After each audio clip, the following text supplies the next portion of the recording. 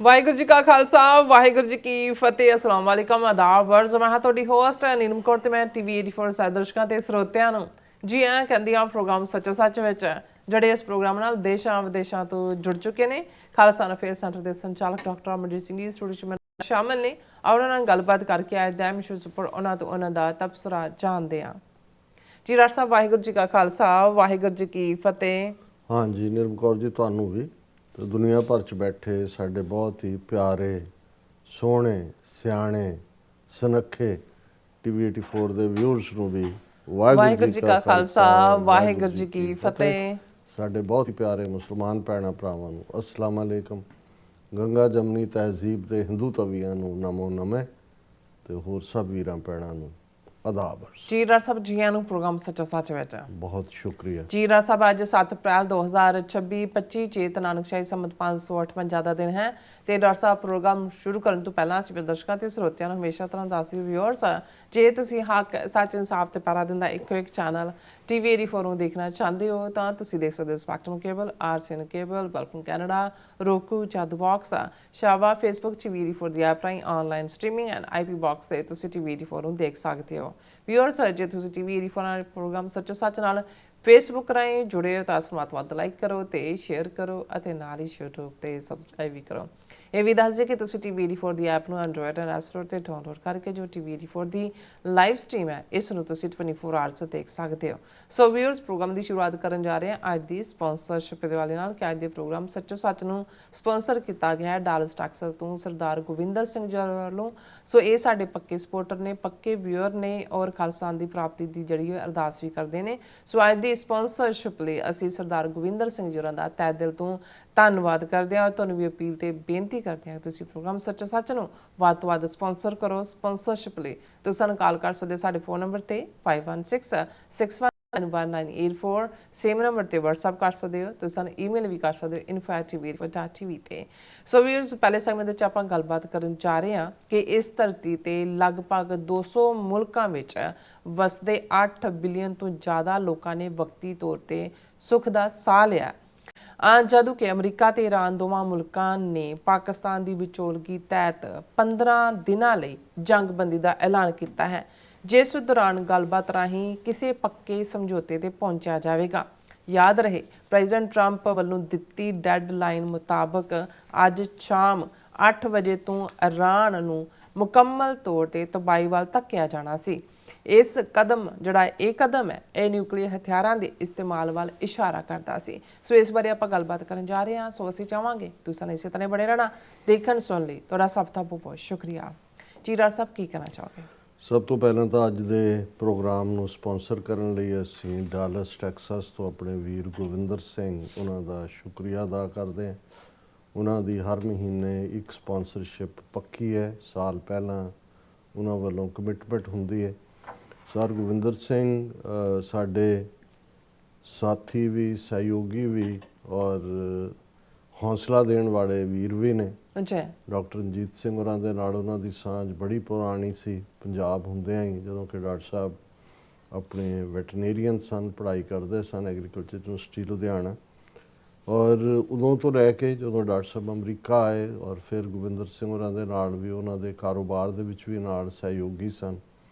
ਔਰ ਜਦੋਂ ਸਿੱਖੀ ਵੱਲ, ਅੰਮ੍ਰਿਤਧਾਰੀ ਜੀਵਨ ਵੱਲ ਪੈਰ ਪਾਇਆ ਫਿਰ ਵੀ ਟੁਗੈਦਰਨੈਸ। ਔਰ ਗੋਵਿੰਦਰ ਸਿੰਘ ਹੋਰੀ ਹਮੇਸ਼ਾ ਇਹ ਕਹਿੰਦੇ ਨੇ ਕਿ ਭਾਈ ਉਹਨਾਂ ਦੀ ਸੰਗਤ ਨੇ ਸਾਨੂੰ ਬੰਦੇ ਬਣਾ ਦਿੱਤਾ, ਨਹੀਂ ਤਾਂ ਪਤਾ ਨਹੀਂ ਕਿੱਥੇ ਪੀ ਪੂ ਕੇ ਡਿੱਗੇ ਹੋਣਾ ਸੀ।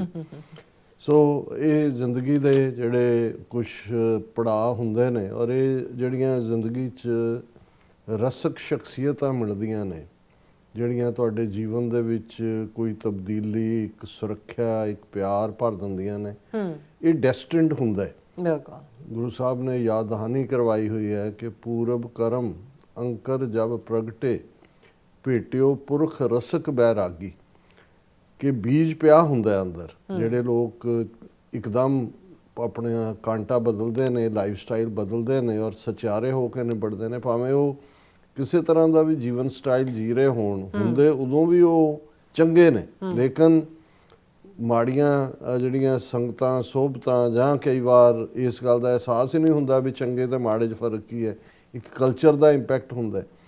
ਪਰ ਜਦੋਂ ਉਹ ਬੀਜ ਪਿਆ ਹੁੰਦਾ ਹੈ, ਪਰ ਜਦੋਂ ਕੋਈ ਭਲਾ ਪੁਰਖ, ਚੰਗਾ ਪੁਰਖ, ਪਿਆਰਾ ਪੁਰਖ, ਸੱਜਣ ਜ਼ਿੰਦਗੀ ਦੇ ਵਿੱਚ ਤੁਹਾਨੂੰ ਮਿਲਦਾ ਹੈ ਤੇ ਉਹ ਜਿਹੜਾ ਅੰਦਰ ਪਿਆ ਹੋਇਆ ਬੀਜ ਹੈ ਉਹ ਅੰਕਰ ਜਰਮੀਨੇਟ ਕਰਨਾ ਸ਼ੁਰੂ ਕਰ ਦਿੰਦਾ ਹੈ। ਪੂਰਬ ਕਰਮ ਅੰਕਰ ਜਬ ਪ੍ਰਗਟੇ ਭੇਟਿਓ ਪੁਰਖ ਰਸਕ ਬੈਰਾਗੀ।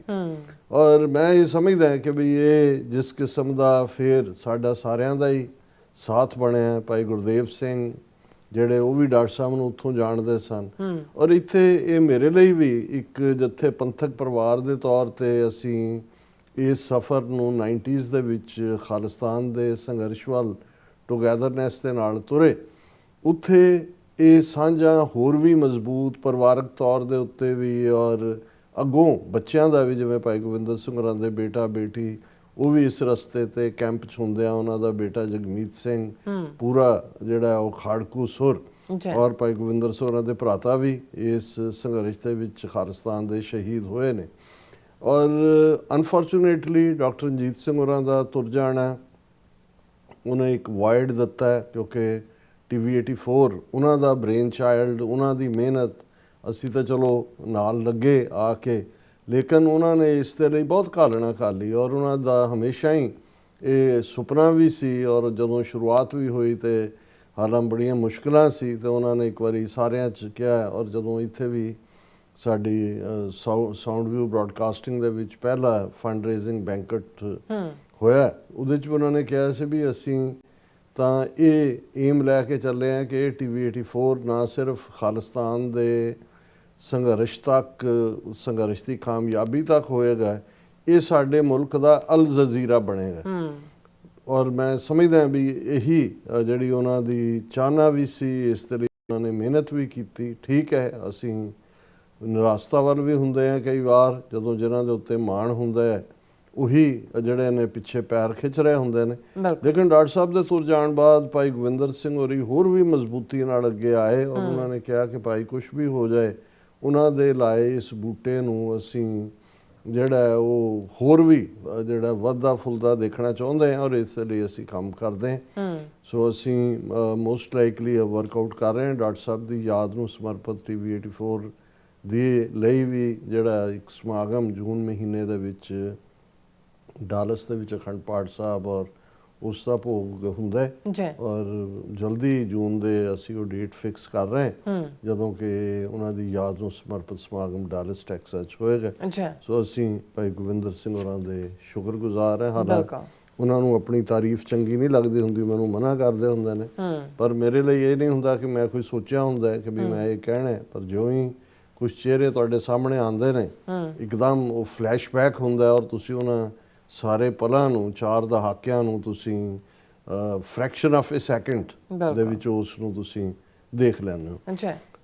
ਅੱਜ ਸ਼ਾਇਦ ਸਾਡੇ ਵਿਊਅਰਸ ਨੂੰ ਵੀ ਲੱਗਦਾ ਹੋਵੇਗਾ ਵੀ ਅਸੀਂ ਆਮ ਨਾਲੋਂ ਜ਼ਿਆਦਾ ਰਿਲੈਕਸਡ ਮਾਈਂਡ ਵੀ ਹੈ, ਕਿਉਂਕਿ ਐਨ ਹੁਣ ਤੋਂ 15 ਮਿੰਟ ਪਹਿਲਾਂ ਤੱਕ ਜਿਵੇਂ ਦਿਲ ਦੀਆਂ ਧੜਕਣਾਂ ਵੀ ਵਧੀਆਂ ਹੋਈਆਂ ਸੀ, ਜਿੰਨੀਆਂ ਸਟੋਰੀਜ਼ ਕੱਢੀਆਂ ਕਿ ਈਰਾਨ ਦੇ ਅੰਦਰ ਕੀ ਚੱਲ ਰਿਹਾ ਹੈ। ਪ੍ਰੈਜ਼ੀਡੈਂਟ ਡੋਨਲਡ ਟਰੰਪ ਦੀ ਵੀਕਐਂਡ ਦੇ ਮੌਕੇ ਉਹਨਾਂ ਦੀ ਜਿਹੜੀ ਗੁਫ਼ਤਗੂ, ਜਿਸ 'ਚ ਸਟੋਨ ਏਜ 'ਚ ਲਿਜਾਣ ਦੀ ਈਰਾਨ ਨੂੰ ਗੱਲ ਤਾਂ ਹੈ ਹੀ ਸੀ, ਨਾਲ ਦੀ ਨਾਲ entire wiping out of the whole civilisation ਜਿਹੜਾ ਉਹਨਾਂ ਨੇ ਐਕਸਟੈਂਡ ਕਰਕੇ ਅੱਜ 8 ਵਜੇ ਈਸਟਰਨ ਟਾਈਮ, ਹੁਣ ਅਸੀਂ ਕਿਉਂਕਿ ਪ੍ਰੋਗਰਾਮ ਥੋੜ੍ਹਾ ਜਿਹਾ ਲੇਟ ਸ਼ੁਰੂ ਕਰਦੇ ਹਾਂ, ਸੋ ਆਲਰੇਡੀ ਅਸੀਂ ਸ਼ੁਰੂ ਹੀ ਕੀਤਾ, ਔਰ ਉਦੋਂ ਤੱਕ ਸੀ ਕਿ ਵੀ ਕੀ ਹੋਏਗਾ, ਕਿਉਂਕਿ ਜਿਹੜੀਆਂ ਅੱਡ-ਅੱਡ ਥਾਵਾਂ ਤੋਂ ਬਿਆਨਬਾਜ਼ੀਆਂ ਹੋ ਰਹੀਆਂ ਸੀ, ਔਰ ਜਿਹੜੇ ਈਵਨ ਅੱਡ-ਅੱਡ ਐਕਸਪਰਟ ਨੇ ਉਹਨਾਂ ਦਾ ਉਹ ਅੰਦਾਜ਼ਾ, ਜਦੋਂ ਉਹਨਾਂ ਨੇ ਕਿਹਾ ਕਿ ਵੀ ਇਹ ਜਿਹੜੀ ਮੰਗਲਵਾਰ ਦੀ ਰਾਤ ਹੋਏਗੀ 8 ਵਜੇ, ਉਹ ਇੰਨੀ ਖੌਫਨਾਕ ਹੋਏਗੀ ਈਰਾਨ ਦੇ ਲਈ ਕਿ ਉਹਨਾਂ ਦੇ ਸਾਰੇ ਬ੍ਰਿਜ, ਇਮਾਰਤਾਂ, ਉਹਨਾਂ ਦਾ ਤਹਿਸ ਨਹਿਸ, ਔਰ ਉਹਨਾਂ ਦੀ ਸੱਭਿਅਤਾ ਨੂੰ, ਔਰ ਉਹ ਮੈਂ ਜੇ ਟਵੀਟ ਪਹਿਲਾਂ ਸਾਂਝਾ ਕਰਾਂ ਔਰ ਫਿਰ ਜ਼ਾਹਰ ਹੋਏਗਾ ਵੀ ਸੁੱਖ ਦਾ ਸਾਹ 8 ਬਿਲੀਅਨ ਲੋਕਾਂ ਨੇ ਜਾਂ ਆਲਮੋਸਟ 200 ਮੁਲਕਾਂ ਨੇ ਕਿਵੇਂ ਲਿਆ। ਡੋਨਲਡ ਟਰੰਪ ਦਾ ਪਹਿਲਾਂ ਮੈਂ ਜਿਹੜਾ ਉਹਨਾਂ ਦੀ ਟਵੀਟ ਸੀ, ਪਹਿਲਾਂ ਤਾਂ ਗੁੱਡ ਫਰਾਈਡੇ ਦੇ ਮੌਕੇ ਦੇ ਉੱਤੇ, ਉਹਦੇ 'ਚ ਤਾਂ ਉਹਨਾਂ ਨੇ ਗਾਲੀ ਗਲੋਚ ਵਾਲੀ ਜ਼ੁਬਾਨ ਇਸਤੇਮਾਲ ਕੀਤੀ ਸੀ, ਫਿਰ ਉਸ ਤੋਂ ਬਾਅਦ ਜਿਹੜੀ ਉਹਨਾਂ ਨੇ ਪ੍ਰੈਸ ਕਾਨਫਰੰਸ ਵੀ ਕੀਤੀ ਔਰ ਆਪਣੇ ਸੋਸ਼ਲ ਟਰੂਥ ਦੇ ਉੱਤੇ ਵੀ ਕਿਹਾ, ਉਹਦੇ 'ਚ ਉਹਨਾਂ ਨੇ ਕਿਹਾ ਇਹ whole civilisation will die tonight never to be brought back again. ਇਹ ਉਹਨਾਂ ਦਾ ਲੇਟੈਸਟ ਸੀ ਕਿ ਵੀ ਅੱਜ ਰਾਤ ਸਾਰੀ ਸਭਿਅਤਾ, ਸਾਰੀ ਤਹਿਜ਼ੀਬ, ਹੁਣ ਇਸ ਗੱਲ ਦਾ ਧਿਆਨ ਰਹੇ ਕਿਉਂਕਿ ਜਦੋਂ ਈਰਾਨ ਦੇ ਬਾਰੇ ਅੱਡ ਐਨਾਲਿਸਟ ਕਹਿੰਦੇ ਨੇ ਤੇ ਉਹ ਕਹਿੰਦੇ ਨੇ ਕਿ ਭਾਈ ਜਿਹੜੀਆਂ ਸਭ ਤੋਂ ਪੁਰਾਣੀਆਂ ਤਹਿਜ਼ੀਬਾਂ ਨੇ, ਵੀ ਈਰਾਨ ਦੀ ਤਹਿਜ਼ੀਬ 5-6 ਹਜ਼ਾਰ ਸਾਲ ਪੁਰਾਣੀ, ਕਈ ਉਸ ਤੋਂ ਵੀ ਪਹਿਲਾਂ ਲੈ ਜਾਂਦੇ ਨੇ। ਉਹਨਾਂ ਦੀ ਲੈਂਗੁਏਜ ਪਰਸ਼ੀਅਨ, ਉਹਨਾਂ ਦਾ ਲਿਟਰੇਚਰ, ਉਹਨਾਂ ਦੀ ਰੈਜ਼ਿਲੀਅੰਸ। ਔਰ ਇਹ ਜਦੋਂ ਉਹ ਸਿਵਲਾਈਜੇਸ਼ਨ ਦੀ ਈਰਾਨ ਦੇ ਹਵਾਲੇ ਨਾਲ ਗੱਲ ਕਰਦੇ ਨੇ ਤੇ ਇਹਦਾ ਮਤਲਬ ਹੈ ਕਿ ਇਹ ਹੁਣ ਵੀ ਪਹਿਲਾਂ ਇਹਨਾਂ 5-6 ਹਜ਼ਾਰ ਸਾਲ ਤਾਂ ਸਰਵਾਈਵ ਕਰਦੀ ਰਹੀ, ਭਾਵੇਂ ਇੱਕ ਤੋਂ ਦੂਜੀ ਤਬਦੀਲੀ ਹੋਈ, ਪਰ ਹੁਣ ਇਹ ਬਿਲਕੁਲ ਵਾਈਪ ਆਊਟ ਕਰਤੀ। Whole civilisation will die tonight, never to be brought back again. ਮੁੜ ਕੇ ਉਹ ਜਿਉਂਦਾ ਨਹੀਂ ਹੋ ਸਕਦੀ। I don't want that to happen but it probably will. ਮੈਂ ਇਵੇਂ ਚਾਹੁੰਦਾ ਨਹੀਂ ਪਰ ਸ਼ਾਇਦ ਇਵੇਂ ਹੀ ਹੋਏਗਾ, ਤਬਾਹ ਹੋਏਗੀ। However, now that we have complete and total regime change, where different, smarter and less radicalized minds prevail, maybe something revolutionarily wonderful can happen. Who knows? ਫਿਰ ਉਹਨਾਂ ਨੇ ਕਿਹਾ ਵੀ ਆਲਰੇਡੀ ਕਿਉਂਕਿ ਅਸੀਂ ਟੋਟਲ ਰਜੀਮ ਚੇਂਜ ਕਰਤਾ ਹੈ, ਉਹਨਾਂ ਦੇ ਮਾਰਤੀ ਹੈ 2nd grade 3rd grade leadership ਵੀ, ਔਰ ਹੁਣ ਉੱਥੇ ਸਮਾਰਟ ਲੋਕ ਬੈਠੇ ਨੇ ਜਿਹੜੇ ਲੈਸ ਰੈਡੀਕਲ ਨੇ, ਘੱਟ ਜਿਹੜੇ ਨੇ ਉਹ ਤੰਗ ਦਿਲ ਨੇ, ਜਾਂ ਉਹਦੇ ਲਈ ਰੈਡੀਕਲ ਹੁੰਦਾ ਜਿਹੜਾ ਕੋਈ ਬਹੁਤ ਰੈਵੋਲੂਸ਼ਨਰੀ ਗੱਲਾਂ ਕਰੇ ਕਿ ਵੀ ਉਹ ਉਸ ਕਿਸਮ ਦੇ ਨਹੀਂ ਨੇ। ਔਰ ਕੁਛ ਚੰਗਾ ਰੈਵੋਲੂਸ਼ਨਰੀ ਵਾਪਰ ਸਾਹੂ ਕਿਹਨੂੰ ਪਤਾ ਹੈ। We will find out tonight one of the most important moments in the long and complex history of the world। ਕਿ ਭਾਈ ਅੱਜ ਰਾਤ ਇਸ ਦਾ ਜਿਹੜਾ ਉਹ ਪਤਾ ਲੱਗ ਜਾਏਗਾ, ਕਿਉਂਕਿ ਉਹ ਸਭ ਤੋਂ ਇੰਪੋਰਟੈਂਟ ਮੂਮੈਂਟ ਜਿਹੜੀ ਕੰਪਲੈਕਸ ਹਿਸਟਰੀ ਦੁਨੀਆ ਦੇ ਇਹਨਾਂ ਸਾਲਾਂ ਦੀ। ਫਿਰ ਕਿਉਂਕਿ 1979 ਦੇ ਵਿੱਚ ਇਰਾਨੀਅਨ ਰੈਵੋਲੂਸ਼ਨ ਆਇਆ ਸੀ, ਜਦੋਂ ਆਇਤੁੱਲਾ ਖਮੀਨੀ ਫਰਾਂਸ ਤੋਂ, ਜਿੱਥੇ ਕਿ ਆਲਮੋਸਟ 18-19 ਸਾਲ ਉਹ ਕਰਬਲਾ ਦੇ ਵਿੱਚ, ਇਰਾਕ ਦੇ ਵਿੱਚ, ਫਰਾਂਸ ਦੇ ਵਿੱਚ ਜਲਾਵਤਨੀ 'ਚ ਰਹੇ, ਤੇ ਸ਼ਾਹ ਆਫ ਈਰਾਨ 2-3 ਦਿਨ ਪਹਿਲਾਂ ਉੱਥੋਂ ਛੱਡ ਕੇ ਦੌੜਿਆ ਜਦੋਂ ਲੋਕਾਂ ਦੇ ਵਿੱਚ ਰਿਬੈਲੀਅਨ ਸੀ। ਔਰ ਆਇਤੁੱਲਾ ਖਮੀਨੀ ਜਦੋਂ ਤਹਿਰਾਨ ਉਤਰਿਆ, ਲੱਖਾਂ ਲੋਕਾਂ ਨੇ ਉਸ ਨੂੰ ਵੈਲਕਮ ਕੀਤਾ। ਸੋ ਉਸ ਤੋਂ ਬਾਅਦ ਜਿਹੜਾ ਇਰਾਨੀਅਨ ਰੈਵੋਲੂਸ਼ਨ ਜਿਸ ਨੂੰ ਕਿਹਾ ਜਾਂਦਾ ਆਇਤੁੱਲਾ ਖਮੀਨੀ ਦਾ ਰਜੀਮ, ਫਿਰ ਖਮੀਨੀ ਦੀ ਡੈਥ ਹੋਈ, ਔਰ ਦੂਸਰਾ ਖਮੀਨਾਈ ਜਿਹੜਾ ਜਿਸ ਨੂੰ ਹੁਣ 28 ਫਰਵਰੀ ਨੂੰ ਇਜ਼ਰਾਈਲ ਔਰ ਅਮਰੀਕਾ ਦੇ ਸਾਂਝੇ ਐਕਸ਼ਨ ਨੇ ਟੌਪ ਲੀਡਰਸ਼ਿਪ ਸਮੇਤ ਮਾਰ ਮੁਕਾਇਆ। ਔਰ ਇਹ 47 ਸਾਲ ਹੋ ਗਏ ਨੇ। ਔਰ ਇਹ ਟਰੰਪ ਨੇ ਆਪਣੇ ਕਿਸੇ ਹੋਰ ਕੁਛ ਅਰਸਾ ਪਹਿਲਾਂ ਆਪਣੇ ਇੱਕ ਟਰੂਥ ਸੋਸ਼ਲ ਤੇ ਵੀ ਕਿਹਾ ਸੀ ਕਿ ਮੈਂ 47ਵਾਂ ਪ੍ਰੈਜ਼ੀਡੈਂਟ ਹੈ ਅਮਰੀਕਾ ਦਾ, ਕਿਉਂਕਿ ਆਲਮੋਸਟ ਜੇ ਅਸੀਂ ਹੁਣ 250 ਸਾਲ ਦੀ ਹਿਸਟਰੀ ਦੇਖੀਏ, ਕਿਉਂਕਿ ਇਹ ਜਿਹੜਾ ਸਾਲ ਹੈ ਅਮਰੀਕਾ 'ਚ 1776 'ਚ ਡੈਕਲੇਰੇਸ਼ਨ ਆਫ ਇੰਡੀਪੈਂਡੈਂਸ ਹੁੰਦੀ ਹੈ, ਔਰ ਉਸ ਤੋਂ ਬਾਅਦ ਆਲਮੋਸਟ 4-5 ਸਾਲ ਉਹ ਜੰਗ ਚੱਲਦੀ ਹੈ। ਫਿਰ ਜਾਰਜ ਵਾਸ਼ਿੰਗਟਨ 2 ਟਰਮ ਪ੍ਰੈਜ਼ੀਡੈਂਟ, ਤੇ ਉਸ ਕ੍ਰਮ ਦੇ ਨਾਲ 47ਵੇਂ ਪ੍ਰੈਜ਼ੀਡੈਂਟ ਨੇ ਪ੍ਰੈਜ਼ੀਡੈਂਟ ਟਰੰਪ। ਤਾਂ ਉਹਨਾਂ ਨੇ ਕਿਹਾ ਕਿ ਜੀ ਇਹ ਜਿਹੜਾ 47 ਸਾਲਾਂ ਤੋਂ ਈਰਾਨ ਦੇ ਵਿੱਚ ਜਿਹੜਾ fundamentalism, extortion, corruption and death will finally end. God bless the great people of Iran. ਇਹ ਉਹਨਾਂ ਦੀ ਲੇਟੈਸਟ ਟਵੀਟ ਸੀ ਕਿ ਜੀ ਇਹ ਜਿਹੜਾ 47 ਸਾਲਾਂ ਤੋਂ ਈਰਾਨ ਦੇ ਵਿੱਚ ਐਕਸਟੋਰਸ਼ਨ, ਫਰੌਤੀਆਂ ਦਾ, ਭ੍ਰਿਸ਼ਟਾਚਾਰ ਦਾ ਤੇ ਮੌਤ ਦਾ ਨਾਚ ਹੋ ਰਿਹਾ ਹੈ, ਇਸ ਨੂੰ ਦਾ ਅਸੀਂ ਖਾਤਮਾ ਕਰਾਂਗੇ। ਔਰ God bless the great people of Iran.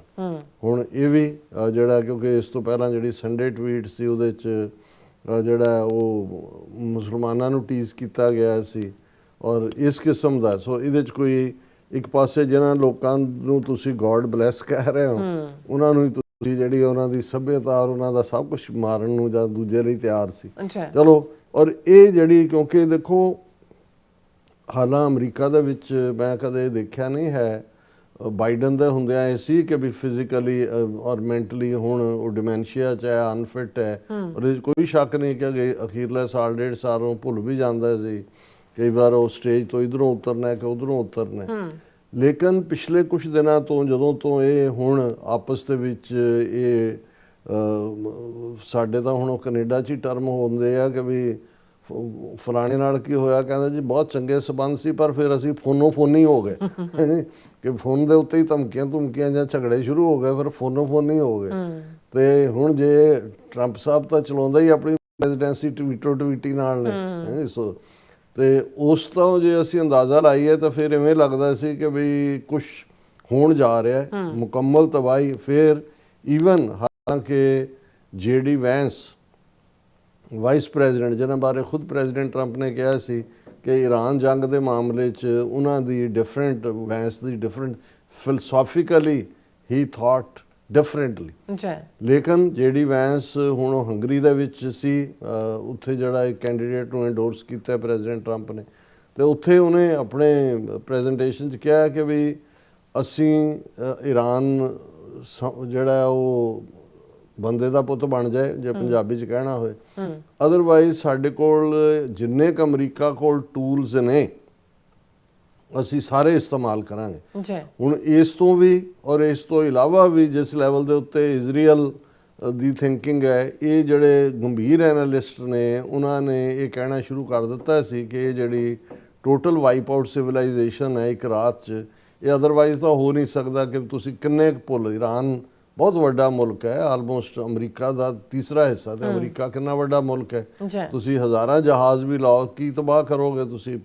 ਔਰ ਦੂਸਰਾ, ਆਲਰੇਡੀ ਕਿਉਂਕਿ ਤਬਾਹੀ ਦੀ ਲਾਈਨ ਸੀ, ਈਰਾਨ ਨੇ ਜਿਹੜੇ ਵੀ ਉਹਨਾਂ ਦੀਆਂ ਵੱਡੇ ਵੱਡੇ ਪੁੱਲ ਜਾਂ ਉਹਨਾਂ ਦੇ ਪਾਵਰ ਸਟੇਸ਼ਨ ਔਰ ਉਹਨਾਂ ਨੇ ਕਾਲ ਦਿੱਤੀ ਸੀ ਉਹਨਾਂ ਦੇ ਰੈਵੋਲੂਸ਼ਨਰੀ ਗਾਰਡ ਦੇ ਔਰ ਉਹਨਾਂ ਦੇ ਯੂਥ ਵਿੰਗ ਨੇ ਕਿ ਵੀ ਹਿਊਮਨ ਚੇਨ ਬਣਾਓ। ਔਰ ਅੱਜ ਜਦੋਂ ਜਿਹੜੀਆਂ ਹੁਣ ਪਿਕਚਰਸ ਈਰਾਨ 'ਚੋਂ ਆ ਰਹੀਆਂ ਕਿ ਲੱਖਾਂ ਲੋਕ ਬਾਹਰ ਨਿਕਲ ਕੇ ਇੱਕ ਦੂਜੇ ਦਾ ਹੱਥ ਫੜ ਕੇ ਆ ਕੇ ਕਿ ਭਾਈ ਮਾਰੋ ਸਾਨੂੰ ਵੀ, ਔਰ ਆਲਮੋਸਟ 11 ਲੱਖ ਦੇ ਕਰੀਬ ਲੋਕਾਂ ਨੇ ਆਪਣੇ ਆਪ ਨੂੰ ਸ਼ਹਾਦਤ ਦੇ ਲਈ ਕਿ ਵੀ ਠੀਕ ਹੈ ਜੇ ਮਾਰਨਾ ਸਾਡੇ ਤੇ ਬੰਬ ਸੁੱਟੋ, ਅਸੀਂ ਮਰਨ ਨੂੰ ਤਿਆਰ ਹੈ। ਸੋ ਇਸ ਕਿਸਮ ਦਾ ਮਾਹੌਲ। ਔਰ ਦੂਸਰੇ ਪਾਸੇ ਇਹ ਸੀ ਕਿ ਵੀ ਇਹ ਤਬਾਹੀ ਤਾਂ ਇਸ ਪਾਸੇ ਵੱਲ ਹੀ ਇਸ਼ਾਰਾ ਕਰ ਰਹੀ ਹੈ, ਕਿਉਂਕਿ ਇਹ ਜਿਹੜਾ ਮਿਸ਼ਨ ਵੀ ਅਮਰੀਕਾ ਦਾ ਅਬੋਰਟ ਹੋਇਆ। ਹਾਲਾਂ ਮੀਡੀਆ 'ਚ ਕਿਉਂਕਿ ਨੈਰੇਟਿਵ ਦੀ ਲੜਾਈ ਹੁੰਦੀ ਹੈ, ਨੈਰੇਟਿਵ ਤਾਂ ਇਹੀ ਬਣਿਆ ਕਿ ਜੀ ਕਿਵੇਂ ਅਮਰੀਕਾ ਨੇ ਕਿੰਨਾ ਵੱਡਾ ਖਤਰਾ ਮੁੱਲ ਲੈ ਕੇ ਲੈਫਟੀਨੈਂਟ ਕਰਨਲ ਨੂੰ ਕੱਢਿਆ। ਪਰ ਸਵਾਲ ਤਾਂ ਇਹ ਸੀ ਕਿ ਏਡਾ ਵੱਡਾ ਮਿਸ਼ਨ ਜਿਹਦੇ 'ਚ 100 ਤੋਂ ਜ਼ਿਆਦਾ ਜਹਾਜ਼, ਮੈਰੀਨ, ਸੀਲ ਸਾਰੇ, ਔਰ ਲੈਫਟੀਨੈਂਟ ਕਰਨਲ ਤਾਂ ਕੋਈ ਜਹਾਜ਼ ਹਰਾ ਨਹੀਂ ਸੀ ਰਿਹਾ, ਉਹ ਤਾਂ ਪਿੱਛੇ ਬੈਠਾ ਸੀ। ਫਿਰ ਇਹ ਆਇਆ ਵੀ ਇਨਫੈਕਟ ਇਹ ਇੱਕ ਮਿਸ਼ਨ ਸੀ ਅਮਰੀਕਾ ਦਾ ਜਿਹਦੇ ਥੱਲੇ ਉਹਨਾਂ ਨੇ ਜਿਸ ਸ਼ਹਿਰ ਦੇ ਨੇੜੇ ਜਿੱਥੋਂ 100 ਕਿਲੋਮੀਟਰ ਦੂਰ ਇਹ ਹਾਦਸਾ ਹੋਇਆ, ਔਰ ਉਸ ਪਾਇਲਟ ਨੂੰ, ਉਸ ਲੈਫਟੀਨੈਂਟ ਕਰਨਲ ਨੂੰ ਜਿਹੜਾ ਕਮਾਂਡ ਦੇ ਵਿੱਚ ਸੀ ਉਹ ਸਾਰੇ ਆਪਰੇਸ਼ਨ ਦੀ, ਸੋ ਉਹ ਸੀ ਕਿ ਵੀ ਜਿਹੜਾ ਆਲਮੋਸਟ 60% ਐਨਰਿਚਡ ਯੂਰੇਨੀਅਮ ਹੈ, ਪਤਾ ਨਹੀਂ ਉਹ 2.5 ਕਿਲੋ ਹੈ ਕਿ ਕਿੰਨਾ ਉਹਦਾ ਵੇਟ ਹੈ ਕਿ ਕੀ ਹੈ, ਉਹ ਉੱਥੇ ਜ਼ਮੀਨ ਦੇ ਉਹਨੂੰ ਕੱਢ ਕੇ ਲਿਆਣਾ। ਸੋ ਉਹ ਤਾਂ ਉਹਨਾਂ ਨੇ ਥੱਲੇ ਸੁੱਟ ਲਿਆ ਜਹਾਜ਼, ਜਾਂ ਕੀ ਹੋਇਆ ਕੀ ਨਹੀਂ। ਬਾਅਦ 'ਚ ਫੋਕਸ ਇਸ ਗੱਲ ਤੇ ਹੋ ਗਿਆ ਜੀ ਦੇਖੋ ਕਿਵੇਂ ਸੇਫ ਕੱਢ ਕੇ ਲਿਆਂਦਾ। ਲੇਕਿਨ ਇਹ ਬਹੁਤਿਆਂ ਨੂੰ ਅਹਿਸਾਸ ਹੋ ਗਿਆ ਸੀ ਕਿ ਵੀ ਜਿਹੜਾ ਸਡਨ ਮੂਵ ਸੀ, ਜਿਹੜਾ ਉਸ ਤੋਂ ਪਹਿਲਾਂ ਇਹ ਕਿਹਾ ਗਿਆ ਸੀ ਕਿ ਵੀ ਅਸੀਂ ਉਹਨਾਂ ਦਾ ਐਨਰਿਚਡ ਯੂਰੇਨੀਅਮ ਜਿਹੜਾ ਉੱਥੋਂ ਚੱਕਾਂਗੇ, ਉਹ ਵੀ ਫੇਲ ਹੋ ਚੁੱਕਾ ਸੀ। ਫਿਰ ਕਿਉਂਕਿ ਈਰਾਨ ਨੇ ਉਹ ਜਿਹੜੇ 7-8 ਸਾਰੀਆਂ ਗਲਫ ਦੇ ਮੁਲਕ ਨੇ ਅਮਰੀਕਾ ਦੇ ਦੀਆਂ ਵੈਸਲ ਸਟੇਟਸ, ਉਹਨਾਂ ਨੂੰ ਟਾਰਗੇਟ ਕੀਤਾ ਹੋਇਆ ਸੀ। ਸੋ ਇਉਂ ਲੱਗਦਾ ਸੀ ਕਿ ਅਮਰੀਕਾ 5 ਹਫ਼ਤੇ ਬੀਤਣ ਬਾਅਦ ਵੀ ਲੂਜ਼ਿੰਗ ਐਂਡ ਦੇ ਉੱਤੇ ਖੜ੍ਹਾ ਵਾਰ ਦੇ। ਨਾ ਕੋਈ ਰਜੀਮ ਚੇਂਜ ਦੀ ਗੱਲ, ਸਟੇਟ ਆਫ ਹਾਰਮਿਊਸ ਦੇ ਉੱਤੇ ਈਰਾਨ ਦਾ ਰਾਦਰ ਈਰਾਨ ਨੇ $2 ਬਿਲੀਅਨ ਤੋਂ ਜ਼ਿਆਦਾ ਬਣਾਇਆ, ਫੀ ਚਾਰਜ ਕਰਨੀ ਸ਼ੁਰੂ ਕਰਤੀ। ਫਿਰ ਬਾਈ ਜਿਹੜਾ 에ਅਰ ਆਪਰੇਸ਼ਨ ਸੀ ਇਹ ਵੀ ਅਬੋਰਟ ਕਰਨਾ ਪਿਆ ਕਿਉਂਕਿ ਮਿਸਹੈਪ ਹੋ ਗਿਆ, ਜਹਾਜ਼ ਥੱਲੇ ਡਿੱਗੇ, ਕਿੰਨੀ ਬਰਬਾਦੀ ਹੋਈ। ਹੁਣ ਇਸ ਸਾਰੇ ਦੇ ਔਰ ਇਹ ਆਉਣਾ ਸ਼ੁਰੂ ਹੋ ਗਿਆ ਕਿ $2 ਬਿਲੀਅਨ ਹਰ ਰੋਜ਼ ਲੱਗ ਰਹੇ ਨੇ। ਸੋ ਇਹਨਾਂ ਹਾਲਾਤਾਂ ਦੇ ਵਿੱਚ ਕਿਉਂਕਿ ਮਿਡ ਟਰਮ ਹੈ, ਅਕਤੂਬਰ ਨਵੰਬਰ 'ਚ ਤੁਸੀਂ ਵੈਸੇ ਅਬੈਂਡਨ ਨਹੀਂ ਕਰ ਸਕਦੇ, ਤੁਹਾਨੂੰ ਵਿਕਟਰੀ ਵੀ ਚਾਹੀਦੀ ਹੈ, ਤੁਸੀਂ ਇਹ ਵੀ ਦੱਸਣਾ ਹੈ। ਔਰ ਜੰਗ ਦੇ ਵਿੱਚ ਕੋਈ ਵਿਨ ਵਿਨ ਸਿਚੁਏਸ਼ਨ ਹੋ ਜਾਏ ਤਾਂ ਉਹਦੇ ਵਰਗੀ ਕੋਈ ਰੀਸ ਨਹੀਂ ਹੈ। ਔਰ ਜਿਹੜੇ ਸੀਰੀਅਸ ਲੋਕ ਸੀ ਉਹ ਇਹ ਦੇਖ ਰਹੇ ਸੀ ਵੀ ਈਰਾਨ ਵੀ ਜਿਹੜਾ ਹੈ ਉਹ ਜੇ ਇਧਰੋਂ ਧਮਕੀ ਹੁੰਦੀ ਹੈ ਤਾਂ ਉਹ ਮੋੜ ਵੀ ਧਮਕੀ ਦਿੰਦਾ ਹੈ ਕਿ ਬਈ ਇਬਕੀ ਬਾਰ ਮਾਰ ਤੋਂ ਦੇਖੂੰ ਵਾਲਾ ਕੰਮ ਹੈ, ਵੀ ਉਸ ਤੋਂ ਅੱਗੇ ਵੀ ਜਿਹੜਾ ਉਹ ਆਪਣਾ ਕੁਛ ਨਾ ਕੁਛ ਹੋਰ ਕੱਢ ਲੈ। ਸਰਪ੍ਰਾਈਜ਼ ਐਲੀਮੈਂਟ ਤਾਂ ਈਰਾਨ ਨੇ ਦਿੱਤਾ ਹੀ ਦਿੱਤਾ। ਸੋ ਇਸ ਸਾਰੇ ਦੇ ਚਲਦਿਆਂ ਜਿੱਥੇ ਕਿ ਹਾਲਾਂ ਰਸ਼ੀਆ ਔਰ ਚਾਈਨਾ ਉਹ ਆਪਣੀ ਥਾਂ 'ਤੇ ਬੈਠੇ ਆਨੰਦ ਵੀ ਮਾਣ ਰਹੇ ਸੀ, ਈਰਾਨ ਦੀ ਮਦਦ ਵੀ ਕਰ ਰਹੇ ਸੀ, ਕਿਉਂਕਿ ਉਹਨਾਂ ਨੂੰ ਨਜ਼ਰ ਆ ਰਿਹਾ ਸੀ ਕਿ ਸੁਪਰ ਪਾਵਰ ਅਮਰੀਕਾ ਦਾ ਔਰ ਟੁੱਟ ਰਿਹਾ। ਔਰ ਇੱਕ ਉਹ ਮੁਲਕ ਜਿਹੜਾ 47 ਸਾਲਾਂ ਤੋਂ ਸੈਂਕਸ਼ਨਸ ਦੇ ਥੱਲੇ ਹੈ ਔਰ ਜਿਹਦੀ ਇਕੋਨਮੀ ਦਾ ਬੁਰਾ ਹਾਲ ਕੀਤਾ ਹੋਇਆ, ਉਹਨੇ ਜਿਹੜਾ ਅਮਰੀਕਾ ਨੂੰ ਜਿਹੜਾ ਉਹ ਚੈਲੰਜ ਕੀਤਾ ਹੋਇਆ ਔਰ ਇਫੈਕਟਿਵਲੀ ਅਮਰੀਕਾ ਉੱਥੇ ਉਲਝ ਰਿਹਾ, ਫਸਿਆ ਹੋਇਆ। ਹਾਲਾਂ ਬੈਕ ਦੇ ਵਿੱਚ ਰਹਿੰਦੇ ਆ ਜਿਹੜੀ ਹੈ ਉਹ ਆਪਣਾ ਰਸ਼ੀਆ ਦਾ ਆਇਲ ਵੀ ਵਿਕ ਰਿਹਾ ਸੀ, ਈਰਾਨ ਦਾ ਵੀ ਵਿਕ ਰਿਹਾ ਸੀ, ਚਾਈਨਾ ਨੂੰ ਥੋੜੀ ਬਹੁਤ ਦਿੱਕਤ ਸੀ ਪਰ ਉਹਨਾਂ ਨੇ ਆਪਣਾ ਪ੍ਰਬੰਧ ਕੀਤਾ ਹੋਇਆ।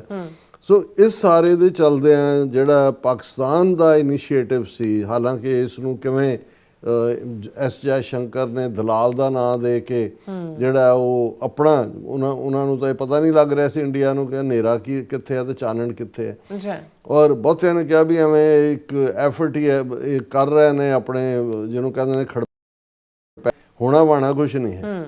ਲੇਕਿਨ ਮੈਂ ਸਮਝਦਾ ਹਾਂ ਵੀ ਅੱਜ ਜਦੋਂ ਅਸੀਂ ਇਸ ਗੱਲ ਨੂੰ ਕਰ ਰਹੇ ਹਾਂ, ਅਸੀਂ coming from the horse mouth, ਹਾਲਾਂ ਖਬਰਾਂ ਜਿਉਂ ਮੈਂ ਦੇਖ ਰਿਹਾ BBC ਦੇ ਉੱਤੇ ਉਹ ਬਹੁਤ ਸਾਰੇ ਨੈਰੇਟਿਵ ਸ਼ੁਰੂ ਹੋ ਗਏ ਨੇ ਆਣੇ।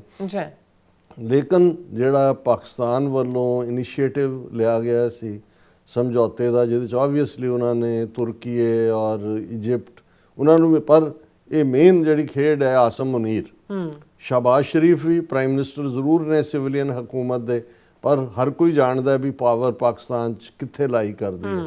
ਔਰ ਠੀਕ ਇਸ 8 ਵਜੇ ਦੀ ਡੈਡਲਾਈਨ ਤੋਂ ਪਹਿਲਾਂ ਜਿਹੜਾ ਅਸੀਂ ਟਰੂਥ ਸੋਸ਼ਲ ਤੇ ਪ੍ਰੈਜ਼ੀਡੈਂਟ ਟਰੰਪ ਦਾ ਐਲਾਨ ਦੇਖਦੇ ਹਾਂ, ਉਹ ਮੈਂ ਸਾਂਝਾ ਕਰਾਂਗਾ।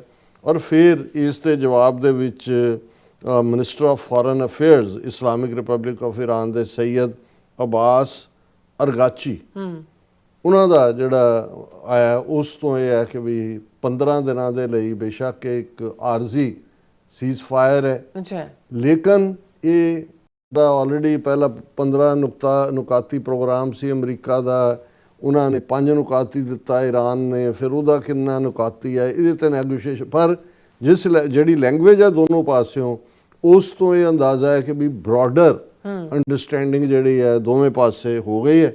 ਪਹਿਲਾਂ ਅਸੀਂ ਆਪਣੇ ਪ੍ਰੈਜ਼ੀਡੈਂਟ ਟਰੰਪ ਦਾ ਮੈਸੇਜ ਸਾਂਝਾ ਕਰੀਏ। Based on conversations with prime minister Shehbaz Sharif and field marshal Asim Munir, ਕਿਉਂਕਿ ਇਹ ਦੋਨਾਂ ਦੇ ਇਸ ਜਿਹੜਾ ਟਵੀਟ ਤੋਂ ਪਹਿਲਾਂ ਪਾਕਿਸਤਾਨ ਦੇ ਪ੍ਰਾਈਮ ਮਿਨਿਸਟਰ ਸ਼ਹਬਾਜ਼ ਸ਼ਰੀਫ ਨੇ ਜਿਹੜਾ ਉਹ ਰਿਕੁਐਸਟ ਕੀਤੀ ਸੀ ਪ੍ਰੈਜ਼ੀਡੈਂਟ ਟਰੰਪ ਨੂੰ ਔਰ ਈਰਾਨ ਨੂੰ ਕਿ ਜੇ ਤੁਸੀਂ 2 ਹਫ਼ਤੇ ਦੀ ਜਿਹੜੀ ਹੈ ਉਹ ਡੈਡਲਾਈਨ ਵਧਾ ਦਿਓ, ਜਿਹੜੀ ਵਾਰਨਿੰਗ ਹੈ, ਤੇ ਇਸ 'ਚ ਅਸੀਂ ਕੁਛ ਜਿਹੜਾ ਉਹ ਉਸ ਨੂੰ ਨੈਗੋਸ਼ੀਏਸ਼ਨ ਨੂੰ ਅੱਗੇ ਕਰ ਸਕਦੇ। ਸੋ ਇਹਨੂੰ ਉਹਨਾਂ ਨੇ ਰੈਫਰ ਕੀਤਾ, based on conversations with prime minister Shehbaz Sharif and field marshal Asim Munir of Pakistan, ਇਹ ਪ੍ਰੈਜ਼ੀਡੈਂਟ ਟਰੰਪ ਲਿਖ ਰਹੇ ਨੇ, and wherein they requested that I hold off the destructive force being sent tonight to Iran and subject to the Islamic Republic of Iran agreeing to the complete, immediate and safe opening of Strait of Hormuz, I agree to suspend the bombing and attack of Iran for a period of 2 weeks. ਕਿ ਨਵਾਜ਼ ਸ਼ਰੀਫ ਨੇ ਜਿਹੜਾ ਸ਼ਹਬਾਜ਼ ਸ਼ਰੀਫ ਦੇ ਔਰ awesome Munir ਨਾਲ ਗੁਫ਼ਤਗੂ ਤੋਂ ਬਾਅਦ ਮੈਂ ਇਹ ਐਲਾਨ ਕਰਦਾ ਕਿ ਜਿਹੜੀ ਅੱਜ ਤਬਾਹੀ ਵਾਲੀ ਫੋਰਸ ਭੇਜਣੀ ਸੀ ਉੱਥੇ ਈਰਾਨ, ਉਸ ਨੂੰ ਅਸੀਂ ਜਿਹੜਾ ਉਹ 2 ਹਫ਼ਤੇ ਲਈ ਰੋਕ ਰਹੇ ਹਾਂ, ਤਾਂ ਕਿ ਇਸ ਪੀਰੀਅਡ ਦੇ ਵਿੱਚ ਇਹਨਾਂ 2 ਹਫ਼ਤੇ ਦੇ ਪੀਰੀਅਡ 'ਚ ਇਮੀਡੀਏਟ ਔਰ ਸੇਫ ਓਪਨਿੰਗ ਹੋਏ ਸਟੇਟ ਆਫ ਹਾਰਮਿਊਜ਼ ਦੀ, ਜਿੱਥੋਂ ਸਾਰੇ ਸ਼ਿਪ ਵਗੈਰਾ ਗੁਜ਼ਰ ਸਕਣ।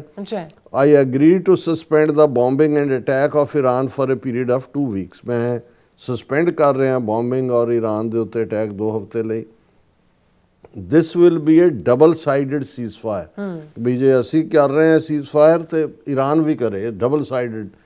The reason for doing so is that we have already met and exceeded all military objectives. ਇਹ ਅਸੀਂ ਇਸ ਲਈ ਵੀ ਕਰ ਰਹੇ ਹਾਂ ਕਿ ਆਲਰੇਡੀ ਅਸੀਂ ਸਾਰੇ ਜਿਹੜੇ ਫੌਜੀ ਨਿਸ਼ਾਨੇ ਸੀ ਸਾਡੇ ਇਹ ਅਟੈਕ ਈਰਾਨ ਤੇ ਉਹ ਅਸੀਂ ਹਾਸਲ ਕਰ ਰਹੇ ਨੇ, and are very far along with a definitive agreement concerning long-term peace with Iran and peace in the Middle East. ਔਰ ਅਸੀਂ ਇਸ ਸਾਰੇ ਦੇ ਵਿੱਚ along with ਅਸੀਂ ਡੈਫੀਨੇਟਿਵ ਐਗਰੀਮੈਂਟ ਜਿਹੜਾ ਉਹ ਕਰਨਾ ਚਾਹੁੰਦੇ ਹਾਂ ਈਰਾਨ ਦੇ ਨਾਲ, ਕਿਉਂਕਿ ਈਰਾਨ ਕਹਿੰਦੇ ਸੀ ਵੀ ਅਸੀਂ ਅਸਥਾਈ ਜੰਗਬੰਦੀ ਨਹੀਂ ਚਾਹੁੰਦੇ, ਪੱਕੇ ਤੌਰ ਦੇ ਉੱਤੇ ਗਰੰਟੀ ਦਿਓ ਵੀ ਮੁੜ ਕੇ ਸਾਡੇ ਤੇ ਹਮਲਾ ਨਹੀਂ ਹੋਏਗਾ। ਔਰ ਦੂਸਰਾ ਇਹ ਉਹਨਾਂ ਨੇ ਪ੍ਰੈਜ਼ੀਡੈਂਟ ਟਰੰਪ ਨੇ ਵੀ ਕਿਹਾ ਕਿ ਬਈ ਅਸੀਂ ਜਿਹੜਾ ਡੈਫੀਨੇਟਿਵ ਐਗਰੀਮੈਂਟ ਵੀ ਲਈ ਵੀ ਰਜ਼ਾਮੰਦੀ ਦਿੰਦੇ long term piece with Iran end piece in the middle East, ਤਾਂ ਕਿ ਮੱਧ ਏਸ਼ੀਆ ਦੇ ਵਿੱਚ ਵੀ ਅਮਨ ਹੋਏ। ਅੱਛਾ We received a 10-point proposal from Iran and believe it is a workable basis on which to negotiate. ਸਾਨੂੰ 10 ਨੁਕਾਤੀ ਜਿਹੜਾ ਈਰਾਨ ਵੱਲੋਂ ਮਿਲਿਆ ਖਰੜਾ ਗੱਲਬਾਤ ਦੇ ਲਈ, ਮੈਨੂੰ ਲੱਗਦਾ ਹੈ ਕਿ ਵੀ ਇਹ ਇੱਕ ਗੱਲਬਾਤ ਦੇ ਲਈ ਵਰਕੇਬਲ ਜਿਹੜਾ ਹੈ ਉਹ ਢਾਂਚਾ ਹੋ ਸਕਦਾ ਹੈ। Almost all of the various points of past contention have been agreed to between United States and Iran. ਲਗਭਗ ਸਾਰੇ ਜੋ ਉਹ ਨੁਕਤੇ ਜਿਹੜੇ ਕਿ ਆਪਸ ਦੇ ਵਿੱਚ ਟਕਰਾਅ ਦਾ ਕਾਰਨ ਸੀ ਅਮਰੀਕਾ ਔਰ ਈਰਾਨ ਦੇ, ਉਹਨਾਂ ਦੇ ਉੱਤੇ ਸਹਿਮਤੀ ਬਣੀ ਹੈ। But a 2-week period will allow the agreement to be finalised and consummated. ਪਰ ਇਹ 2 ਹਫ਼ਤੇ ਦਾ ਜਿਹੜਾ ਟਾਈਮ ਹੈ ਉਹਦੇ 'ਚ ਅਸੀਂ ਜਿਹੜਾ ਹੈ ਉਸ ਐਗਰੀਮੈਂਟ ਨੂੰ ਫਾਈਨਲ ਸ਼ੇਪ ਦਿਆਂਗੇ ਔਰ ਉਸ ਨੂੰ ਲਾਗੂ ਕਰਾਂਗੇ। On behalf of United States of America as president and also representing the countries of the Middle East, it is an honor to have this long-term problem close to resolution. Thank you for your attention to this matter. मैं एक अमरीका ਦਾ president ਹੋਣ ਦੇ ਨਾਤੇ ਔਰ ਜਿਹੜੇ middle East ਦੇ ਮੁਲਕ ਨੇ ਜਿਨ੍ਹਾਂ ਨੂੰ ਦੀ ਨੁਮਾਇੰਦਗੀ ਵੀ ਮੈਂ ਕਰਦਾ ਕਿਉਂਕਿ ਜ਼ਾਹਰ ਹੈ ਅਮਰੀਕਾ ਦੀ ਪ੍ਰੋਟੈਕਸ਼ਨ ਥੱਲੇ ਨੇ, ਜਿਹੜਾ it is a honour to have this, ਇਹ ਮੇਰੇ ਲਈ ਫਖਰ ਵਾਲੀ ਗੱਲ ਹੈ ਕਿ ਇਹ ਜਿਹੜੀ ਲੰਬੇ ਵਕਤ ਤੋਂ ਚੱਲ ਰਹੀ ਸਮੱਸਿਆ ਹੈ ਇਹ ਹੱਲ ਦੇ ਨੇੜੇ ਪਹੁੰਚੀ ਹੈ ਔਰ ਤੁਹਾਡਾ ਸਭ ਦਾ ਧੰਨਵਾਦ। ਹੁਣ ਇਹ ਹੋਪ ਹੈ, ਹਾਲਾਂ ਇਹਦੇ 'ਚ ਇਜ਼ਰਾਈਲ ਨੇ ਉਹ ਇਹਦੇ 'ਚ ਪਾਰਟੀ ਨਹੀਂ ਹੈ, ਉਹਨੇ ਕੀ ਕਰਨਾ ਹੈ ਇੱਧਰੋਂ ਸੀਜ਼ਫਾਇਰ ਉਹ ਹਮਲੇ ਕਰੇ ਤੇ ਈਰਾਨ ਫੇਰ ਕਹੇ ਦੇਖੋ ਜੀ ਹੋਇਆ, ਕਿਉਂਕਿ ਇਹ ਤਾਂ ਹੁੰਦਾ ਹੀ ਆ ਨਾ ਜਿਵੇਂ ਉਹ ਨਿਆਣਿਆਂ ਦੀ ਲੜਾਈ ਵਾਲੀ ਗੱਲ ਹੈ, ਇਹ ਤਾਂ ਨਿਆਣਿਆਂ ਤੋਂ ਵੀ ਬਦਤਰ ਹੁੰਦਾ ਜਦੋਂ ਕਈ ਚੀਜ਼ਾਂ ਨੇ। ਔਰ ਇਜ਼ਰਾਈਲ ਨੂੰ ਇਹ ਸੂਟ ਵੀ ਨਹੀਂ ਕਰਦਾ, ਉਹ ਤਾਂ ਈਰਾਨ ਨੂੰ ਐਗਜ਼ਿਸਟੈਂਸ਼ੀਅਲ ਥ੍ਰੈਟ ਕਹਿੰਦਾ ਕਿ ਜੀ ਜੇ ਈਰਾਨ ਹੈ ਤਾਂ ਮੇਰੀ ਹੋਂਦ ਨਹੀਂ, ਉਹਨੂੰ ਵਾਈਪ ਆਊਟ ਕਰੋ।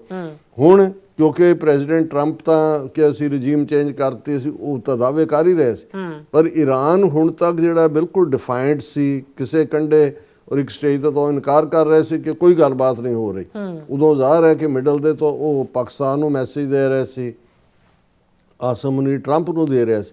ਪਰ ਇਹ ਜਿਹੜਾ ਇਸ ਦੀ ਰੈਲੇਵੈਂਸ ਇਸ ਲਈ ਵੀ ਹੁਣ ਹੋ ਜਾਂਦੀ ਹੈ ਕਿ ਸੈਯਦ ਅਬਾਸ ਅਰਗਾਚੀ ਜਿਹੜੇ ਮਿਨਿਸਟਰ ਨੇ ਫੋਰਨ ਅਫੇਅਰਸ ਦੇ, ਈਰਾਨ ਦਾ ਅਫੀਸ਼ੀਅਲ ਨਾਂ ਇਸਲਾਮਿਕ ਰਿਪਬਲਿਕ ਆਫ ਈਰਾਨ ਹੈ, ਉਹਨਾਂ ਦਾ ਜਿਹੜਾ ਟਵੀਟ ਹੈ ਜਾਂ ਉਹਨਾਂ ਦੀ ਸਟੇਟਮੈਂਟ ਹੈ, On behalf of Islamic Republic of Iran, I express gratitude and appreciation for my dear brothers, His Excellency Prime Minister of Pakistan Sharif and His Excellency Field Marshal Munir for their tireless efforts to end the war in the region.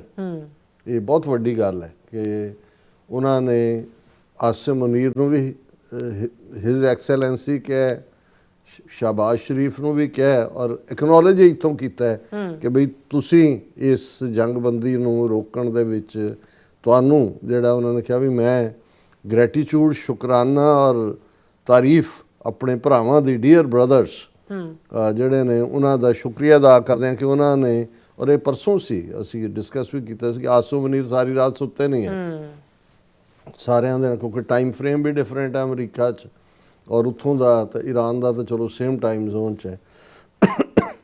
In response to the brotherly request of prime minister Sharif in his tweet, and considering the request by the US for negotiations based on its 15-point proposal, as well as announcement by POTUS about acceptance of the general framework of Iran's 10-point proposal as a basis for negotiations, I hereby declare on behalf of Iran's Supreme National Security Council.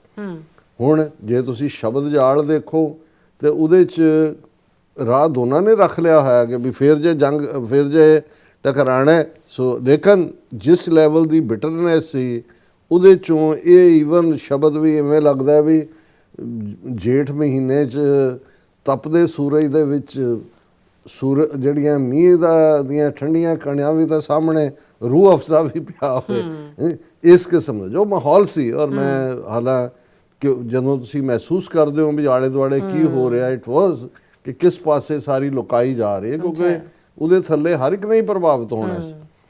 ਔਰ ਉਹਦੇ 'ਚ ਉਹਨਾਂ ਨੇ ਕਿਹਾ ਵੀ ਮੈਂ prime minister ਆਪਣੇ ਸ਼ਰੀਫ ਦੇ tweet ਔਰ US ਦੀ ਵੀ ਜਿਹੜੀ ਰਿਕੁਐਸਟ ਜਿਹੜੀ ਕਿ 15 ਨੁਕਤਾ ਪ੍ਰਪੋਜ਼ਲ ਜਿਸ ਨੂੰ ਪ੍ਰੈਜ਼ੀਡੈਂਟ ਨੇ ਵੀ ਕਿਹਾ ਕਿ ਭਾਈ ਅਸੀਂ ਉਸ ਨੂੰ ਉਹ ਜਿਹੜਾ ਉਹ ਬੇਸਿਸ ਬਣ ਸਕਦਾ ਹੈ।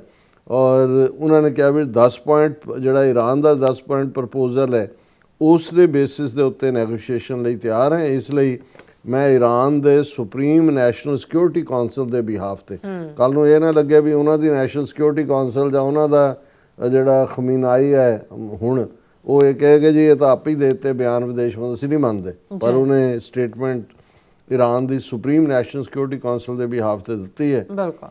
If attacks against Iran are hurted, ਇਹ ਹੁਣ ਸੁਪਰੀਮ ਕੌਂਸਲ ਦੇ ਬਿਹਾਫ ਤੇ ਕਹਿ ਰਹੇ ਨੇ, if attacks against Iran are hurted our powerful armed forces will cease their defensive operations। ਇਹ ਵੀ ਐਸੀ ਡਿਪਲੋਮੈਟਿਕ ਲੈਂਗੁਏਜ ਹੈ ਕਿਉਂਕਿ ਈਰਾਨ ਨੇ ਤਾਂ ਹਮਲਾ ਕੀਤਾ ਨਹੀਂ, ਈਰਾਨ ਤਾਂ ਡਿਫੈਂਡ ਕਰ ਰਿਹਾ ਆਪਣਾ। ਉਹਨਾਂ ਨੇ ਕਿਹਾ ਵੀ ਜੇ ਈਰਾਨ ਦੇ ਉੱਤੇ ਜਿਹੜਾ ਹਮਲੇ ਰੁਕੇ ਜਾਂਦੇ ਨੇ, ਸਾਡੀ ਤਾਕਤਵਰ ਫੌਜ, our powerful armed forces, ਅਸੀਂ ਆਪਣੇ ਜਿਹੜੀ ਡਿਫੈਂਸਿਵ ਆਪਰੇਸ਼ਨ ਕਰਦੇ ਹਾਂ ਵੀ ਅਸੀਂ ਤਾਂ ਜਵਾਬੀ ਆਪਣੇ ਡਿਫੈਂਸ 'ਚ ਕਾਰਵਾਈ ਕਰਦੇ ਹਾਂ, ਅਸੀਂ ਉਸ ਨੂੰ ਜਿਹੜੇ ਆ ਉਹ ਹਾਲਟ ਕਰ ਦਿਆਂਗੇ for a period of 2 weeks, 2 ਹਫ਼ਤੇ ਦੇ ਪੀਰੀਅਡ 'ਚ।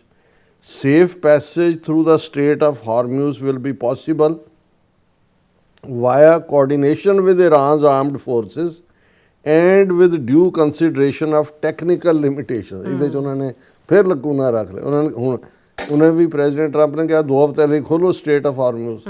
ਹੁਣ ਈਰਾਨ ਦੇ ਫੋਰਨ ਮਿਨਿਸਟਰ ਕਹਿੰਦੇ ਨੇ ਕਿ ਭਾਈ ਅਸੀਂ 2 ਹਫ਼ਤਿਆਂ ਦੇ ਲਈ ਸਟੇਟ ਆਫ ਹਾਰਮੂਜ਼ ਨੂੰ ਚੋਂ ਸੇਫ ਪੈਸੇਜ ਦੇਵਾਂਗੇ, ਪਰ ਸਾਡੀ ਫੌਜ ਦੇ ਨਾਲ ਕੋਆਰਡੀਨੇਟ ਕਰਨਾ ਪਏਗਾ ਔਰ ਡਿਊ ਕੰਸੀਡਰੇਸ਼ਨ ਆਫ ਟੈਕਨੀਕਲ ਲਿਮਿਟੇਸ਼ਨ। ਹੁਣ ਟੈਕਨੀਕਲ ਇਹ ਵੀ ਸੈਂਕੜੇ ਸ਼ਿਪ ਤਾਂ ਇਕੱਠੇ ਹੋਏ ਨੇ, 22 ਕਿਤੇ ਇੰਡੀਆ ਦੇ ਵਸੇ ਹੋਏ ਨੇ, ਚੀਨ ਦੇ ਨੇ, ਵੀਅਤਨਾਮ ਦੇ ਨੇ, ਸਾਊਥ ਕੋਰੀਆ ਦੇ ਨੇ। ਹੁਣ ਸਾਰੇ ਕਹਿਣ ਜੀ ਹੁਣੇ ਹੀ ਲਗਾ ਦਿਓ, ਉਹਨਾਂ ਦਾ ਮਤਲਬ ਹੈ ਵੀ ਹੌਲੀ ਹੌਲੀ ਟੈਕਨੀਕਲੀ ਕੀ ਵਾਇਬਲ ਹੈ, ਪਰ ਲੰਘਣਾ ਸਾਡੀ ਲੱਤ ਦੀ ਥੱਲੋਂ ਹੀ ਪਏਗਾ। ਸੋ ਹੋਪਫੁਲੀ ਇਹ ਜਿਹੜਾ ਇਹਨਾਂ ਦਾ ਹੈ, ਕਿਉਂਕਿ ਇੱਕ ਗੱਲ ਕਲੀਅਰ ਸੀ ਜਾਂ ਰਹੀ ਹੈ ਕਿ ਇਸ ਸਭ ਦੇ ਬਾਵਜੂਦ ਕਿ ਧਮਕੀ ਹੋਇਆ ਜਾ ਰਿਹਾ ਸੀ, ਇਹ ਪ੍ਰੈਜ਼ੀਡੈਂਟ ਟਰੰਪ ਜਿਹੜੇ ਨੇ ਉਹ ਚਾਹੁੰਦੇ ਵੀ ਸੀ ਵੀ ਇਹਨੂੰ ਕਿਤੇ ਨਾ ਕਿਤੇ ਅਸੀਂ ਵਾਈਂਡ ਅਪ ਕਰੀਏ। ਸੋ ਹੋਪਫੁਲੀ ਕੱਲ ਸਵੇਰ ਤੱਕ ਕੋਈ ਹੋਰ ਚੰਨ ਨਾ ਚਾੜ ਦੇ ਕੋਈ ਮਾਂ ਦਾ ਲਾਡਲਾ, ਲੇਕਿਨ ਔਰ ਉਹ ਮਾਂ ਦਾ ਲਾਡਲਾ ਉਹੀ ਹੈ ਇਜ਼ਰਾਈਲ, ਉਹਨੇ ਉਹਦੀ ਸ਼ੈਤਾਨੀ। ਸੋ ਅਸੀਂ ਜਿਹੜਾ ਉਹ ਸ਼ੁਕਰਾਨਾ ਹੀ ਕਰਦੇ ਹਾਂ ਰੱਬ ਦਾ ਕਿ ਭਾਈ ਐਟਲੀਸਟ ਤਬਾਹ ਬਰਬਾਦੀ ਔਰ ਉਸ ਚੋਂ ਕੁਛ ਨਹੀਂ ਨਿਕਲਦਾ ਹੈ। ਜੰਗਾਂ ਅਲਟੀਮੇਟਲੀ ਤਬਾਹੀ ਦਾ ਨਾਂ ਹੀ ਹੁੰਦਾ ਹੈ। ਜੀ ਰਾਸਾ, ਤੁਹਾਡਾ ਬਹੁਤ ਬਹੁਤ ਸ਼ੁਕਰੀਆ। ਸਾਥ ਲੈਣਾ ਬ੍ਰੇਕ, ਔਰ ਬ੍ਰੇਕ ਤੇ ਜਾਣ ਤੋਂ ਪਹਿਲਾਂ ਅਸੀਂ ਦਰਸ਼ਕਾਂ ਤੇ ਸਰੋਤਿਆਂ ਨੂੰ ਅਪੀਲ ਤੇ ਬੇਨਤੀ ਕਰਦੇ ਹਾਂ, ਵਿਊਅਰਸ, ਜਿਸ ਤਰ੍ਹਾਂ ਤੁਸੀਂ ਜਾਣਦੇ ਹੋ ਕਿ TV 84 ਹੱਕ, ਸੱਚ, ਇਨਸਾਫ ਦੀ ਆਵਾਜ਼ ਬੁਲੰਦ ਕਰ ਰਿਹਾ ਹੈ। ਸੋ ਇਹ ਆਵਾਜ਼ ਤੁਹਾਡੇ ਪਿਆਰ ਸਦਕਾ, ਤੁਹਾਡੇ ਵਿਸ਼ਵਾਸ ਸਦਕਾ ਹੀ ਹੋ ਸਕਦੀ ਹੈ। ਸੋ ਅਸੀਂ ਚਾਹਾਂਗੇ ਕਿ ਤੁਸੀਂ TV 84 ਦੀ ਚੜ੍ਹਦੀ ਕਲਾ ਲਈ ਵੱਧ ਤੋਂ ਵੱਧ ਡੋਨੇਟ ਕਰੋ। ਡੋਨੇਟ ਕਰਨ ਲਈ ਸਾਡੀ ਵੈਬਸਾਈਟ tv84.tv ਤੇ ਜਾ ਕੇ ਪੇਪਲ ਦੀ ਵਰਤੋਂ ਕਰਕੇ 1 ਟਾਈਮ ਡੋਨੇਟ ਕਰ ਸਕਦੇ ਹੋ, ਮੰਥਲੀ ਡੋਨੇਟ ਵੀ ਕਰ ਸਕਦੇ ਹੋ। ਤੁਸੀਂ TV 84 ਦੇ ਨਾਮ ਤੇ ਚੈੱਕ ਬਣਾ ਕੇ ਸਾਨੂੰ ਮੇਲ ਵੀ ਕਰ ਸਕਦੇ ਸਾਡੇ ਇਸ ਪਤੇ ਤੇ 36-01 37th Avenue, Long Island City, New York 11101 USA, ਜਾਂ ਫਿਰ ਤੁਸੀਂ ਸਾਨੂੰ ਫੋਨ ਰਾਹੀਂ ਵੀ ਸੰਪਰਕ ਕਰ ਸਕਦੇ ਹੋ 5166191984। ਤੁਸੀਂ ਸਾਨੂੰ ਈਮੇਲ ਵੀ ਕਰ ਸਕਦੇ ਹੋ info@tv84.tv ਤੇ। ਅਸੀਂ ਤੁਹਾਡੇ ਤਹਿ ਦਿਲ ਤੋਂ ਸ਼ੁਕਰਗੁਜ਼ਾਰ ਹੋਵਾਂਗੇ। ਸੋ ਥੱਲੇ ਨੇ ਬ੍ਰੇਕ, ਵਿਊਅਰਸ ਤੁਸੀਂ ਇਸੇ ਤਰ੍ਹਾਂ ਬਣੇ ਰਹਿਣਾ। ਮਿਲਦੇ ਹਾਂ ਆਫਟਰ ਦਿਸ ਸ਼ਾਰਟ ਬ੍ਰੇਕ।